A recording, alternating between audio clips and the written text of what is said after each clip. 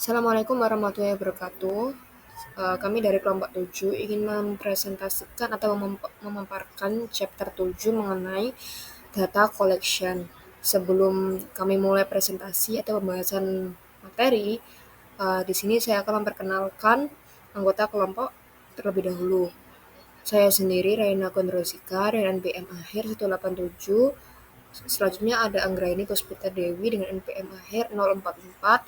Yang ketiga ada Nirmala Nur Octavia dengan NPM akhir 166. Yang keempat ada Vina Dwi Kurniati dengan NPM akhir 181. Dan yang terakhir ada Seni Mutiara dengan NPM akhir 258. Masuk subbab pertama itu the data collection circle. Di sini tuh ada gambar seperti lingkaran dengan pertama itu adalah menentukan lokasi atau individu. Ini adalah langkah awal yaitu mengidentifikasi tempat atau orang yang akan menjadi fokus studi. Peneliti dapat memulai dari titik manapun dalam lingkaran ini, tetapi memulai dengan lokasi atau individu adalah hal yang umum. Lalu yang kedua itu ada langsung ke gaining access atau mendapatkan akses dan membuat hubungan. Fase krusial yang melibatkan perizinan resmi dari Dewan Peninjau Institusi untuk subjek manusia. Peneliti itu harus membangun hubungan baik dengan partisipan sehingga mereka dapat memberikan data yang terbuka dan berkualitas. Hal ini itu sangat penting karena data kualitatif bergantung pada keterbukaan subjek. Lalu ada perspective sampling. Ini adalah strategi pengambilan sampel yang disengaja, bukan atas sampel probabilitas. Untuk tujuannya adalah secara sengaja memilih kelompok orang atau lokasi yang dapat memberikan informasi terbaik kepada peneliti tentang masalah atau fenomena sentral yang akan diteliti. Lalu ada collecting data. Ini peneliti memilih pendekatan pengumpulan data yang paling sesuai. Dengan sumber data semakin beragam, tidak hanya wawancara dan observasi, tetapi juga mencakup bentuk-bentuk baru seperti pesan email dan mengumpulkan data daring. Uh, data daring.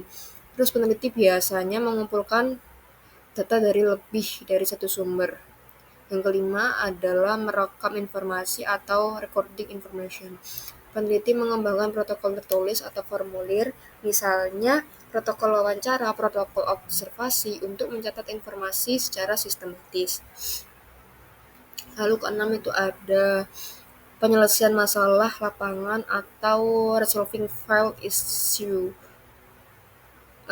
Fase antisipasi masalah yang mungkin terjadi, seperti kurangnya data dan perlunya meninggalkan lokasi studi sebelum waktunya, atau masalah etika saat partisipan berbagi informasi atau off the record. Dan yang terakhir itu ada menyimpan data atau storing data. Peneliti harus memutuskan cara penyimpanan data, baik digital atau kertas, agar mudah ditemukan, terorganisir, dan terlindungi dari kerusakan atau kehilangan. Hal ini itu penting mengingat basis data kualitatif seringkali sangat besar. Terus langkah penting dalam proses ini adalah menemukan orang atau tempat untuk diteliti, serta mendapatkan akses dan membangun hubungan baik dengan partisipan agar mereka itu memberikan data yang baik. Terus untuk mengumpulkan informasi ini, peneliti itu mengembangkan protokol atau formulir tertulis untuk mencatat informasi dan perlu mengembangkan beberapa formulir untuk mencatat data seperti protokol wawancara atau observasi.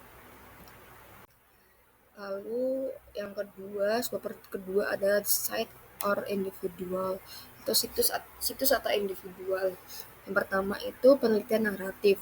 Fokusnya itu individu tunggal atau beberapa individu. Dengan kriteria memilih individu yang mudah diakses, bersedia memberikan informasi, dan unik karena pencapaian atau kekhasan mereka, atau memberikan pencerahan pada isu spesifik yang dikaji. Nah, jenis partisipan dapat berupa orang marginal yang hidup dalam budaya bertentangan atau orang biasa. Yang kedua ini penelitian fenomenologis atau fenomenologi study. Ini tuh berfokus pada banyak individu dengan kriteria partisipan itu harus semuanya telah mengalami fenomena sentral yang dieksplorasi dan mampu mengartikulasikan pengalaman hidup mereka. Implikasinya itu keberagaman karakteristik individu yang terlalu tinggi dapat menyulitkan penelitian dalam menemukan tema dan esensi pengalaman yang sama. Kalau yang ketiga itu teori studi atau grounded theory study, ini berfokus pada individu yang berpartisipasi dalam suatu proses atau tindakan yang ditelitinya. Dengan kriteria individu-individu itu mungkin tersebar di berbagai lokasi yang berbeda, karena mereka itu memberikan informasi kontekstual yang penting untuk mengembangkan teori kategori dalam analisis pengkodean aksial. Peneliti biasanya memulai dengan sampel homogen atau memiliki pengalaman hidup sebelum beralih ke theoretical sampling untuk mengembangkan teori. Yang keempat itu ada penelitian etnografi atau ethnographic study. Ini tuh berfokus pada satu situs tunggal di mana suatu kelompok yang berbagi budaya telah mengembangkan nilai, keyakinan, dan asumsi bersama. Dengan kriteria, peneliti itu perlu mengidentifikasi kelompok atau individu yang mewakili kelompok untuk dipelajari. Idealnya, peneliti itu harus menjadi orang asing atau stranger bagi kelompok tersebut untuk mempertahankan objektivitasnya. Dan yang terakhir itu ada studi kasus atau case study. Ini itu berfokus sebagai sistem yang dibatasi seperti suatu program, peristiwa, proses, aktivitas, atau satu atau beberapa individu. Dengan kriteria, peneliti itu dapat memilih kasus-kasus yang tidak lazim dalam studi kasus kolektif atau menggunakan strategi variasi maksimum untuk mempresentasikan berbagai perspektif tentang kasus tersebut. Selanjutnya terdapat strategi pengambilan sampel yang bertujuan. 3 pertimbangan masuk ke dalam pendekatan pengambilan sampel yang bertujuan dalam penelitian kualitatif. Dan pertimbangan ini bervariasi tergantung pada pendekatan spesifik.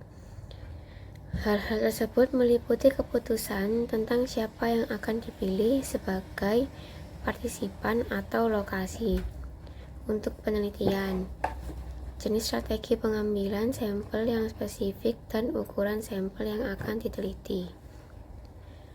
Dalam studi naratif, penelitian lebih mempertimbangkan siapa yang akan dijadikan sampel individu tersebut. Mungkin mudah diteliti karena ia tersedia individu penting secara politik yang menarik perhatian atau terpinggirkan, atau orang biasa pada umumnya. Semua individu perlu memiliki cerita untuk diceritakan tentang pengalaman hidup mereka. Penelitian dapat memilih beberapa opsi, tergantung pada apakah orang tersebut marginal, hebat, atau biasa, yang bersedia berpartisipasi dan memberikan informasi mendalam tentang individu dengan retardasi mental. Mudah diteliti tetapi juga merupakan kasus penting yang menggambarkan berbagai tantangan seputar isu retardasi mental dalam masyarakat kita. Sangat penting bahwa semua partisipan memiliki pengalaman dengan fenomena yang sedang dipelajari. Pengambilan sampel kriteria bekerja dengan baik ketika semua individu yang diteliti mewakili orang-orang yang telah mengalami fenomena tersebut. Kriteria untuk memilih siapa dan apa yang akan diteliti didasarkan pada perolehan perspektif waktu kronologis dalam kehidupan sosial kelompok, orang-orang yang mewakili kelompok yang memiliki budaya yang sama dalam hal demografi, dan konteks yang mengarah pada perilaku atau pada berbagai bentuk perilaku. Di sini terdapat jenis-jenis pengambilan sampel. Konsep pengambilan sampel yang bertujuan digunakan dalam penelitian kualitatif. Ini berarti bahwa peneliti memilih individu dan lokasi penelitian karena mereka dapat secara sengaja memberikan pemahaman tentang permasalahan, penelitian, dan fenomena sentral dalam penelitian. Tujuan dalam penelitian kualitatif bukanlah untuk menggeneralisasi informasi atau kecuali dalam beberapa bentuk penelitian studi kasus, tetapi untuk menjelaskan hal-hal yang khusus dan spesifik. Dalam penelitian naratif, saya telah menemukan banyak contoh dengan satu atau individu, kecuali jika kumpulan partisipan yang lebih besar digunakan untuk mengembangkan cerita kolektif pada Haber atau Whelan pada tahun 1999. Dalam fenomenologi, saya telah melihat jumlah partisipan berkisar dari 1. Merekomendasikan untuk mempelajari 3 hingga 10 subjek dan 1 fenomenologi. Raymond mempelajari 10 individu. Dalam ronde teori, saya merekomendasikan untuk memasukkan 20 hingga 30 individu dengan baik, tetapi jumlah ini mungkin jauh lebih besar. Selanjutnya di sini ada sample size atau ukuran sampel dari penelitian kualitatif. Jadi ukuran sampel sangat penting dan harus sejalan dengan strategi sampling. Penelitian kualitatif menekankan kedalaman data, bukan tentang jumlah yang besar atau generalisasi. Ukuran sampel untuk menurut pendekatan penelitian yang pertama ada penelitian naratif, umumnya melibatkan 1-2 individu, kecuali untuk cerita kolektif yang membutuhkan lebih banyak peserta. Yang kedua ada fenomenologi, rentang pesertanya yaitu 1-325, namun direkomendasikan hanya 3-10 peserta. Selanjutnya ada ground teori yang disarankan 20-30 peserta untuk mencapai titik kejenuhan teori. Selanjutnya ada etnografi yang fokus hanya pada satu kelompok budaya dengan banyak artefak, wawancara, dan juga observasi sampai pola budaya yang jelas. Kemudian yang terakhir ada studi kasus yang disarankan 4-5 kasus dalam satu penelitian. Nah, selanjutnya di sini ada forms of data. Jadi, untuk forms of data ini terdiri dari 4 jenis, yaitu yang pertama ada observasi, mulai dari non-partisipan hingga partisipan. Yang kedua ada wawancara, yang mulai dari pertanyaan tertutup hingga terbuka. Selanjutnya ada dokumen, mulai dari dokumen pribadi hingga publik. Dan yang selanjutnya ada bahan audiovisual, termasuk bahan seperti foto, compact disc, dan juga kaset video. Nah, format umum untuk pengumpulan data online untuk penelitian kualitatif ini bisa berupa fokus grup virtual dan juga wawancara berbasis web melalui email atau ruang obrolan berbasis teks, weblog, dan jurnal kehidupan seperti buku harian terbuka online, serta papan pesanan internet seperti Garcia, Stanley, Pechkov, dan Cui, James, Basher, Nicholas, dan lain-lain. Jadi, beberapa peneliti juga telah melakukan penelitian kualitatif tingkat lanjut secara online seperti penelitian etnografi. Mereka mengumpulkan data melalui email, interaksi ruang obrolan, pesan instan, konferensi video, serta gambar dan suara dari situs web. Pengumpulan data kualitatif melalui internet memiliki keunggulan efisiensi biaya dan waktu karena berkurangnya biaya perjalanan dan transkripsi data. Selain itu, pendekatan ini memberikan fleksibilitas waktu dan juga tempat bagi peserta sehingga mereka memiliki lebih banyak waktu untuk mempertimbangkan dan menanggapi permintaan dari informasi tersebut. Jadi dengan demikian, mereka dapat memberikan refleksi yang lebih mendalam terhadap topik yang dibahas. Lebih jauh, pengumpulan data online membantu menciptakan lingkungan yang nyaman dan juga tidak mengancam. Lebih jauh, pengumpulan data online membantu menciptakan lingkungan yang lebih aman dan juga tidak mengancam, serta memberikan kemudahan lebih besar bagi peserta untuk membahas isu-isu yang lebih sensitif. Namun, ada pula peningkatan kekhawatiran etis dalam pengumpulan data online seperti perlindungan privasi peserta, perbedaan kekuasaan yang baru, kepemilikan data, keaslian, dan juga kepercayaan terhadap data yang dikumpulkan. Selain itu, penelitian berbasis web membawa persyaratan baru bagi peserta maupun peneliti. Misalnya, peserta harus memiliki keterampilan teknis tertentu, akses internet, serta kemampuan membaca dan menulis yang memadai. Dalam menggunakan informasi online, peneliti harus menyesuaikan diri dengan cara observasi yang baru, melalui pengamatan teks di layar, memperkuat keterampilan dalam menafsirkan data tekstual, dan juga meningkatkan kemampuan wawancara online. Nah, seperti yang sudah saya jelaskan sebelumnya tadi, di sini ada jenis sampling dan juga tujuannya. Yang pertama ada maximum variation. Tujuannya mendokumentasikan berbagai variasi individu atau situs berdasarkan karakteristik tertentu. Yang kedua ada homogeneous, memfokuskan, menyederhanakan, dan juga mempermudah wawancara kelompok. Yang ketiga ada critical case, kemungkinan generalisasi logis dan penerapan maksimum informasi pada kasus lain. Selanjutnya ada teori base, menemukan contoh konstruksi teoritis untuk menjelaskan dan mengkajikan lebih dalam. Selanjutnya ada confirming and disconfirming case, mengelaborasikan analisis awal, mencari pengecualian, dan juga mencari variasi. Selanjutnya ada snowball or chain, mengidentifikasikan kasus-kasus penting dari orang yang mengetahui individu lain yang memiliki informasi kaya. Selanjutnya ada extreme or deviant case, mempelajari manifestasi fenomena yang sangat tidak biasa.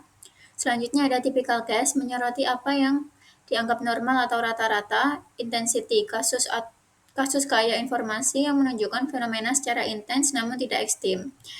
Politically important, menarik perhatian yang diinginkan atau menghindari perhatian yang tidak diinginkan. Selanjutnya ada random purposeful, menambah kredibilitas sampel ketika sampel purposive potensial terlalu besar. Stratify purposeful, mengilustrasikan subkelompok dan memfasilitasi perbandingan. Selanjutnya ada kriterion, semua kasus yang memenuhi kriteria tertentu berguna untuk penjaminan kualitas. Selanjutnya ada opportunistic yang mengikuti peluang baru untuk memanfaatkan hal-hal yang tidak terduga. Selanjutnya yang terakhir yaitu convenience, menghemat waktu, biaya, tenaga, dan juga mengorbankan informasi serta kredibilitas. Nah, untuk sebuah studi fenomenologis, proses pengumpulan informasi terutama melibatkan wawancara yang mendalam dengan sebanyak 10 individu. Hal yang terpenting adalah menggambarkan makna dari sebuah fenomena bagi sejumlah kecil individu yang telah mengalaminya. Wawancara memainkan peran utama dalam pengumpulan data studi ground theory dalam studi yang dilakukan oleh Brown dan terhadap ketua jurusan akademik masing-masing. Wawancara mewawancarai 33 individu berlangsung sekitar 1 jam. Dalam studi etnografi, peneliti mengumpulkan deskripsi perilaku melalui observasi, wawancara, dokumen, serta artefak. Meskipun observasi dan wawancara tampak menjadi metode paling populer dalam pengumpulan data etnografi. Kemudian seperti etnografi, pengumpulan data dalam studi kasus melibatkan berbagai prosedur ketika peneliti membangun gambaran dalam kasus tersebut. Ia merujuk pada 6 bentuk data yaitu ada dokumen, catatan arsip, wawancara, observasi langsung, observasi partisipan, dan juga artefak fisik. Nah, selanjutnya di sini ada interviewing atau wawancara. Di sini ada beberapa langkah untuk melakukan wawancara. Langkah pertama yaitu menentukan pertanyaan penelitian yang akan dijawab melalui wawancara. Yang kedua yaitu mengidentifikasi narasumber yang paling mampu menjawab pertanyaan tersebut berdasarkan salah satu prosedur yaitu purposeful sampling. Yang ketiga, menentukan jenis wawancara yang paling praktis dan dapat menghasilkan informasi paling berguna untuk menjawab pertanyaan penelitian. Yang keempat, menggunakan prosedur perekaman yang memadai saat wawancara satu persatu atau wawancara kelompok atau yang disebut juga dengan focus group discussion. Yang kelima yaitu merancang menggunakan protokol wawancara atau panduan wawancara. Yang keenam, menyempurnakan pertanyaan, wawancara, dan prosedur melalui uji coba atau pilot testing. Yang ketujuh yaitu setelah tiba di lokasi wawancara, memperoleh persetujuan dari narasumber untuk berpartisipasi dalam penelitian. Kemudian yang terakhir yaitu selama wawancara berlangsung menggunakan prosedur wawancara yang baik. Observasi. Observasi adalah proses mencatat fenomena lapangan menggunakan panca indera. Observasi didasarkan pada tujuan dan pernyataan penelitian. Observasi dapat dimulai secara luas lalu mengerucut. 4 jenis observasi adalah complete participant, participant as observer, observer as participant, dan complete observer. Complete participant yaitu peneliti terlibat sepenuhnya. Partisipan as observer yaitu peneliti ikut dalam aktivitas dengan peran sebagai partisipan yang lebih dominan. Observer as participant yaitu peneliti berada di luar dan mengamati dari kejauhan. Complete observer yaitu peneliti tidak terlihat oleh para partisipan. Peran peneliti dapat berubah sesuai kebutuhan. Observasi harus mempertimbangkan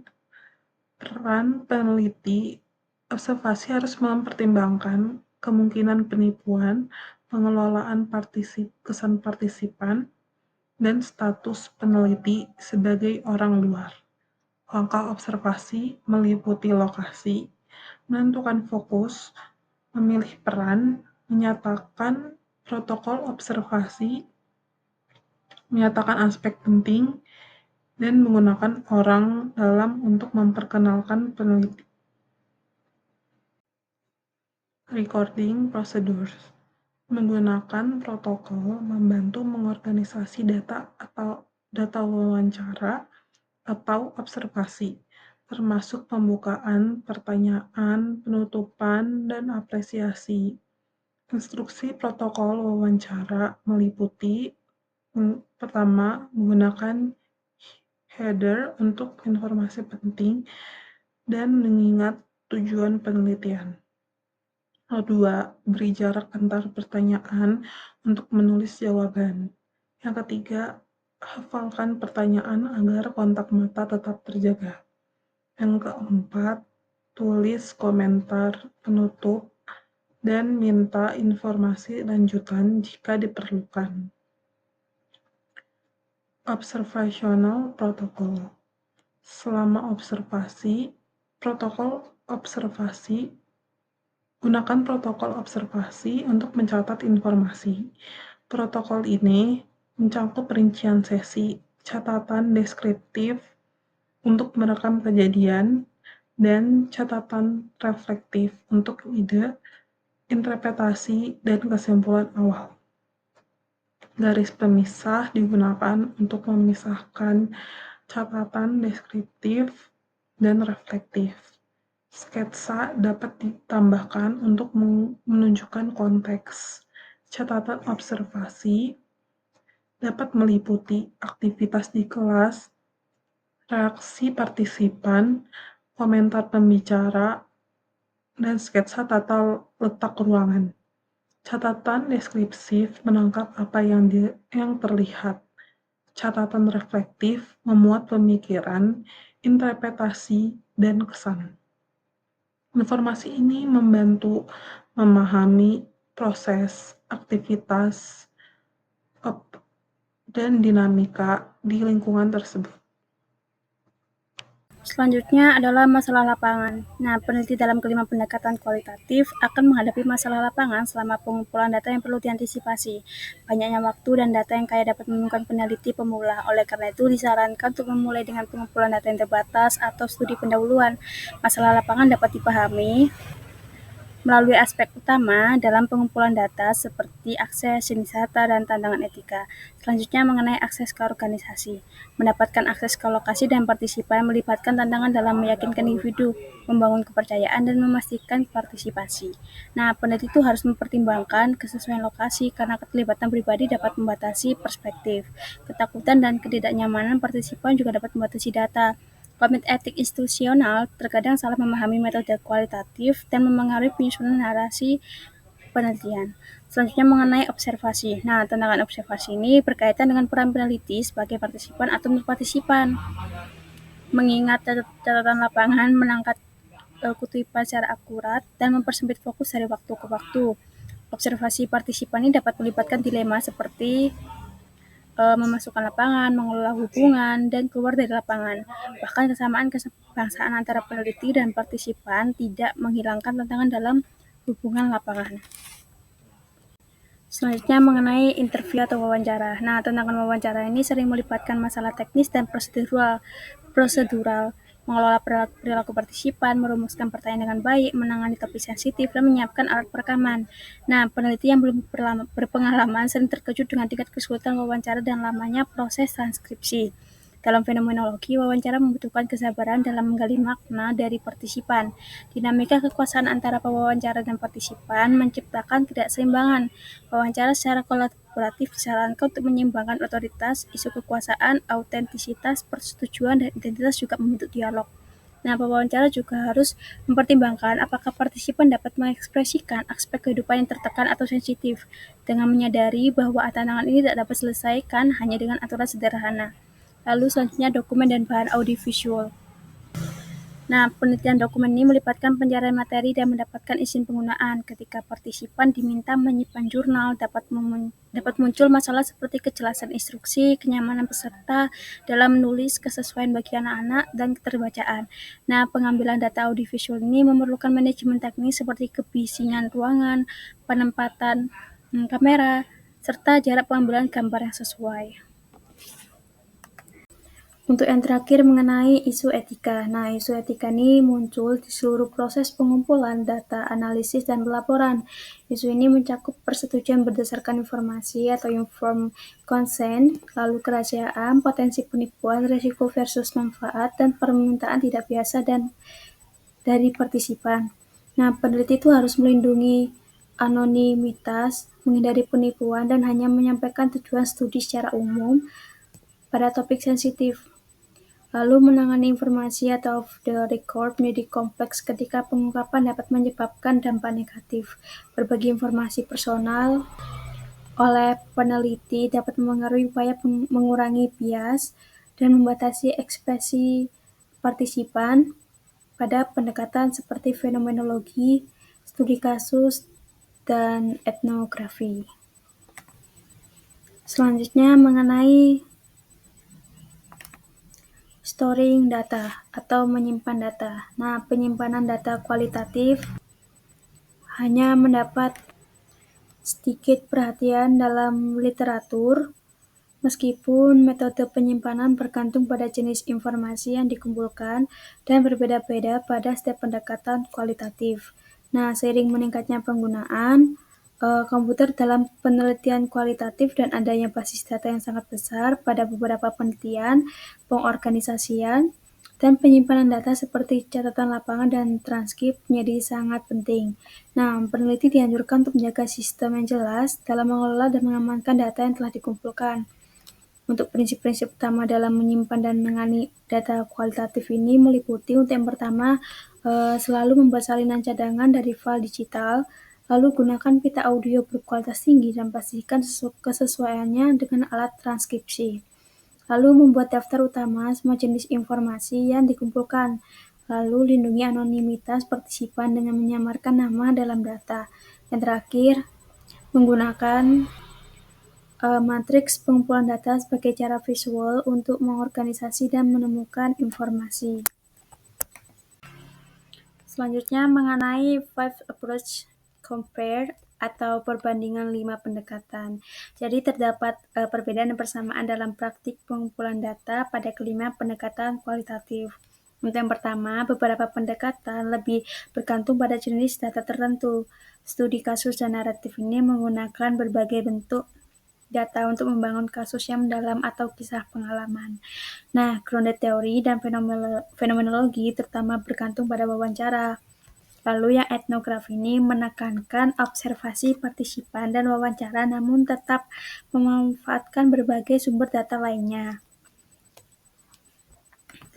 Lalu yang kedua itu unit analisis juga berbeda.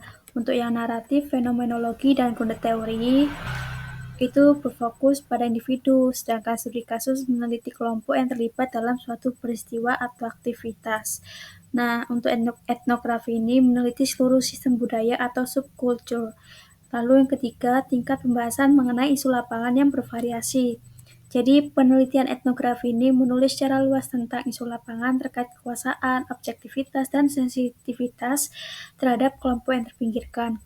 Nah, peneliti naratif juga membahas isu lapangan, terutama dalam konteks wawancara. Nah, untuk isu etika ini penting dan dibahas dalam semua pendekatan. Untuk yang keempat ini, tingkat intrusivitas pengumpulan data yang berbeda. Wawancara dalam fenomenologi dan grounded theory kurang bersifat mengganggu. Lalu untuk narasi personal, etnografi, dan studi kasus ini memerlukan akses yang lebih mendalam, keterlibatan jangka panjang, atau imersi dalam lingkungan penelitian. Meskipun terdapat perbedaan tersebut, terdapat persamaan penting untuk yaitu semua penelitian kualitatif memerlukan persetujuan dari Dewan Etik Penelitian atau Human Subjects Review Boards. Sekian yang bisa kelompok kami presentasikan. Mohon maaf bila ada salah kata. Wassalamualaikum warahmatullahi wabarakatuh.